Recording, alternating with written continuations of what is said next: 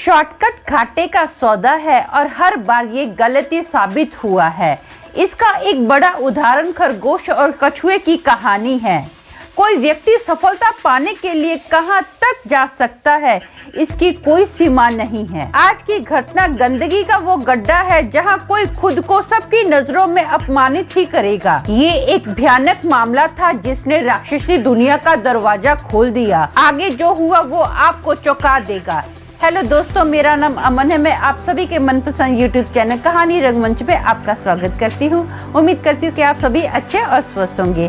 इसी तरह की वीडियो देखने के लिए आप मेरे चैनल को सब्सक्राइब कीजिए और हाँ, बेल आइकन को दबाना मत भूलना ताकि आपको आने वाले वीडियो के नोटिफिकेशंस मिलते रहें। तो चलिए शुरू करते हैं आज का भयानक किस्सा। दोस्तों, आज का जो किस्सा है ये चंडीगढ़ का किस्सा है। वहाँ पर ना एक फैमिली रहती थी जिसमें हस्बैंड वाइफ और उनकी एक बेटी है जिसका नाम नैना है। जो नैना है ना वो एक सॉफ्टवेयर कंपनी में इंजीनियर है।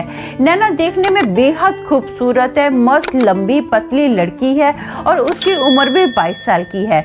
नैना ना बहुत ही टैलेंटेड है। वो इतनी टैलेंटेड है कि जिस भी किसी चीज पे हाथ लगाती है ना, हर चीज मतलब उसके हाथों में जादू है, चमत्कार कर देती है। जैसे ही उसने ये कंपनी ज्वाइन की ना, तो मानो इस कंपनी की जो किस्मत थी ना रातों रात चमक गई। इस कंपनी को बहुत ज्यादा प्रॉफिट होने लगी। अब कंपनी के जो मालिक थे ना, वो सोचते हैं कि क्यों ना नैना की ऐसा करते हैं, प्रमोशन कर देते हैं। वैसे भी जो बॉस होता है ना कंपनी का, वो नैना से ना बहुत ज्यादा इम्प्रेस्ड होता है।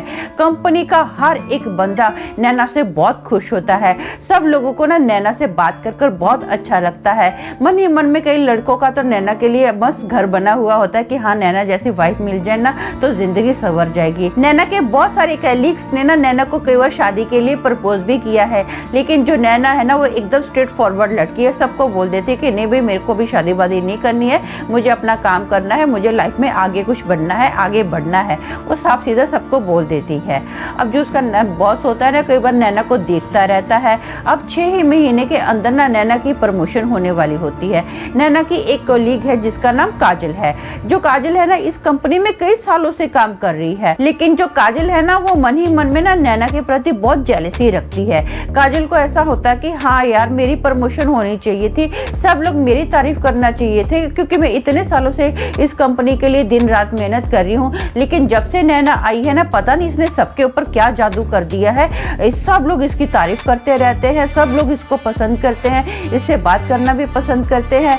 मैं जो इस कंपनी के लिए इतना कुछ किया है, मेरे से ज्यादा लोग बात नहीं करते हैं, बस कटते रहते हैं और मेरी प्रमोशन नहीं हुई है। ये बात करना काजल को मन ही मन में बहुत खटाव होता है कि मुझे नैना का पत्ता साफ करना है।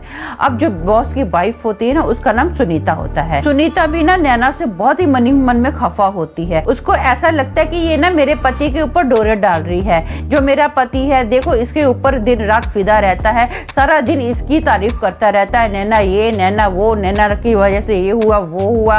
उसके ना कान पक जाते हैं नैना का नाम सुनते ही।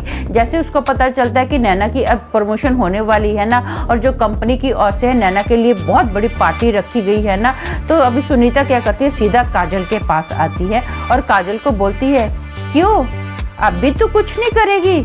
तो काजल बोलती है, मैडम आप क्या बोल रहे, मेरे को कुछ समझ में नहीं आया। तो सुनीता बोलती है, मुझे सब पता है, मैं जानती हूँ तू नैना से बहुत चिढ़ती है। वो जो चिढ़ जलन है ना, मैंने तेरी आंखों में तेरे फेस पर देखा है। मैं एक औरत हूँ, मैं तेरी तकलीफ समझ सकती हूँ। तो फिर जो काजल होती है ना, वो भी सुनीता को बोलती है, हाँ मैडम, मैं भी आपकी तकलीफ समझ सकती हूँ। जिस कश्ती में आप सवार हो ना, उसी कश्ती में मैं भी सवार हूँ। बस बात इतनी है कि आप अपने पति को लेकर नैना से खफा हो और मैं अपनी प्रमोशन को लेकर खफा हूँ।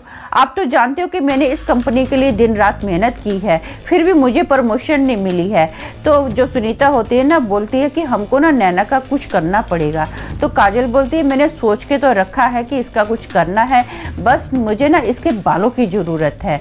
तो सुनीता बोलती है, बालों की जरूरत? तो काजल बोलती है, मुझे ना बस इसके बाल चाहिए, फिर देखना मैं क्या करती हूँ। मैं ना इसकी जिंदगी बर्बाद कर दूंगी, इस कंपनी से तो ये आराम से निकल जाएगी। तो फिर सुनीता बोलती है, पक्का इस कंपनी से निकल जाएगी ना? बोलती है, हाँ मैडम, ये पक्का निकल जाएगी, इस बात की गारंटी मैं लेती हूँ, बस मुझे ना इसके बाल चाहिए। तो सुनीता बोलती है, बस बाल? बोले हाँ बस मुझे बाल चाहिए, आप देखो मेरे पे भरोसा रखो, अगर मुझे इसके बाल मिल गए ना तो फिर देखना मैं क्या करती हूँ। तो मैडम बोलती अरे यार बाल तो मैं इसके आज तुमको ला कर दे सकती हूँ। तो वो बोलते क्या करोगे? बोला मैं इसको पार्लर लेकर जाती हूँ, कल ना अभी क्या है पार्टी है तो मैं इसको पार्लर में लेके जाती हूँ। अब जो सुनीता होती है ना वो नैना के पास आती है और वो बोलती है कि चल हम लोग पार्लर चलते हैं। तो नैना बोलती नहीं मैडम देखो कितना सारा काम है। तो फिर वो बोलती है कि यार हमारे पास टाइम ही कब होता है, कल तेरे लिए इतनी मस्त पार्टी रखी है, देख कल तो हमको टाइम नहीं मिलेगा, ऐसा करते हैं बालों को थोड़ा ट्रिम वगैरह करवा लेते हैं। अब मैडम ने बोला तो नैना कैसे मना कर सकती है, वो बोलती है ठीक है मैडम चलते हैं। ये लोग पार्लर में जाते हैं। जैसे ही नैना के बाल काटे जाते हैं ना तो मैडम क्या करती है जानबूझकर ना थोड़ा अपने पैसे गिराती है और पैसे उठाने के बहाने ना नैना के बाल लेती है और सीधा अपने पर्स में ले लेती है। अब वो क्या करती है काजल के पास आती है और उसको ये बाल दे देती है, बोलती है तुझे जो करना है कर। तो ये बोलती है ठीक है मैडम। अब ना अगला दिन होता है, पार्टी होती है। तो काजल जो होती है ना नैना को बहुत ही महंगा परफ्यूम गिफ्ट करती है। नैना को ना कंपनी की ओर से बहुत सारे गिफ्ट्स मिलते हैं। नैना अपने सारे गिफ्ट्स लेती है, घर पर आती है, बहुत ही खुशी खुशी अपने मम्मी डैडी को बताती है कि मम्मी ये गिफ्ट मिला वो गिफ्ट मिला।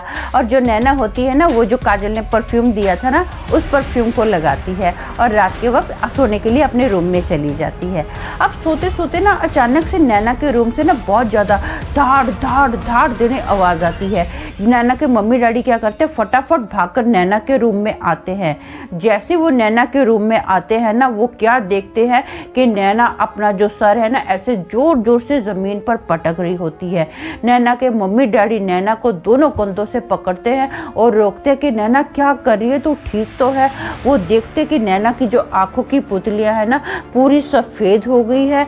नैना अपने आप को छुड़ाने की बहुत कोशिश कर रही है, उसके हाथ पैर पूरे टेढ़े हो गए हैं और नैना के मुंह से ना बहुत ज़्यादा ब्लड निकल रहा है। नैना के मम्मी डैडी बहुत घबरा जाते हैं और नैना के पूरे हाथ पैर ऐसे टेढ़े हैं, ऐसे ऐसे वो गोल गोल मुंडी घुमाना भी स्टार्ट कर देती है। उसके मम्मी डैडी को पता चल जाता है कि हमारी जो बेटी है ना इसके ऊपर बुरी आत्मा का साया है। नैना के जो फादर होते हैं ना फटाफट अपने गुरुजी को फ़ोन लगाते हैं और पूरी घटना के बारे में बताते हैं। तो गुरुजी बोलते हैं टेंशन मत लो मैं आता हूँ।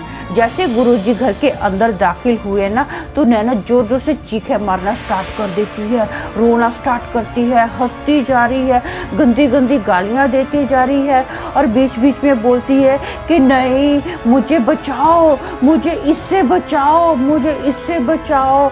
उल्टियों पे उल्टियाँ कर रही है। सब लोग जो है ना नैना को पकड़े हुए हैं, लेकिन जो नैना है धनाधन खुद को घायल कर रही है, अपने नाखूनों से अपनी पूरी बॉडी को घायल कर रही है। पूरा उसने अपने नाखून मार मार के फेस खराब कर लिया है, उसके फेस से भयंकर ब्लड निकल रहा है।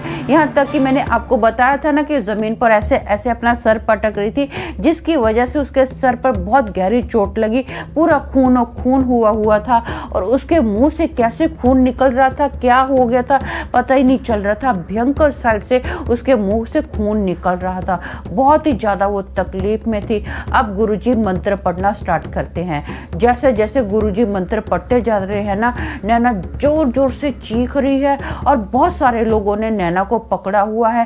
नैना सबको इधर फेंक रही है उधर फेंक रही है। बहुत सारे लोगों की जैसे जान नैना के अंदर होती है ना ऐसा लग रहा था जैसे नैना के अंदर एक नहीं बहुत सारे भूत समा चुके थे। गुरुजी कंटिन्यू अभी उसके ऊपर मंत्र पढ़ते जा रहे हैं। नैना कभी आदमी की आवाज़ में बोल रही है, कभी औरत की आवाज़ में बोल रही है, बहुत अलग अलग तरह की वो आवाज़ें निकाल रही है, अलग अलग आदमियों की तरह बोल रही है, अलग अलग औरतें उस जैसे कि उसके अंदर समाई हुई है, इतनी तरह की वो आवाज़ें निकाल रही है। गुरुजी मंत्र पढ़ते जा रहे हैं, नैना चीख रही है, चिल्ला रही है, कंटिन्यू ऐसा कर रही है। अब जो गुरुजी होते हैं ना फाइनली क्या करते हैं उसके ऊपर ना एक राख फूकते हैं, उनके हाथ में एक राख होती है, वो राख को कुछ पढ़ते हैं और नैना के ऐसे करके मुंह पर फूकते हैं। जैसे नैना के मुंह के ऊपर राख गई ना तो नैना बोलती है कि मैं इसको छोड़कर नहीं जाऊंगी, हम लोग इसको छोड़कर नहीं जाएंगे। तो गुरुजी बोलते हैं हम लोग, बोलती है हाँ हम लोग इसको छोड़कर नहीं जाएंगे, हम इसके अंदर एक नहीं बल्कि 10 लोग समाये हुए हैं। तो वो जो गुरुजी होते हैं तो बोलते हैं कि तुमको ना इसको छोड़कर जाना ही पड़ेगा, तुमको अपनी दुनिया में जाना पड़ेगा, नहीं तो मैं तुम लोगों को कैद कर लूँगा। सच सच बताओ कि तुम लोग कहाँ से आए हो, किसने भेजा है। तो इसके अंदर जो दुष्ट आत्मा आई हुई थी ना, वो दुष्ट आत्माएं बोलना स्टार्ट करती हैं कि नहीं, हमको कैद मत करना, हमको कैद मत करना, हम बताते हैं कि हमको किसने भेजा है। वो सीधा सुनीता का नाम लेते हैं और काजल का नाम लेते हैं। सुनीता और काजल का नाम सुनते ही इसके मम्मी डैडी बोलते हैं कि जो सुनीता है इसके बॉस की वाइफ है और जो काजल है इसकी कलीग है।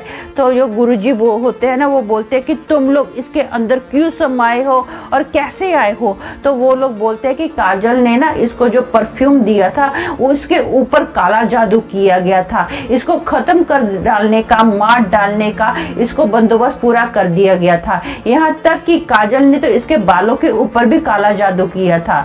इसकी जो मैडम थी ना, वो इसको पार्लर में लेकर गई थी, इसके जो बाल थे ना वहां पर कटवाए गए और इसके बालों के ऊपर वो जादू किया गया। इसीलिए हम लोग जो थे ना, इसको बार बार इसका जो सर था जमीन पर मार रहे थे ताकि ये सर पटक पटक कर खुद को खत्म कर डाले। और जो गुरुजी होते हैं ना, वो बुरी आत्मा को बोलते हैं कि तुम लोग ना इस लड़की का शरीर छोड़कर चले जाओ हमेशा के लिए, नहीं तो अब मैं तुमको कैद करने वाला हूँ। वो जो दुष्ट आत्माएं होती है ना, वो बोलते हैं ठीक है, हम लोग चले जाते हैं।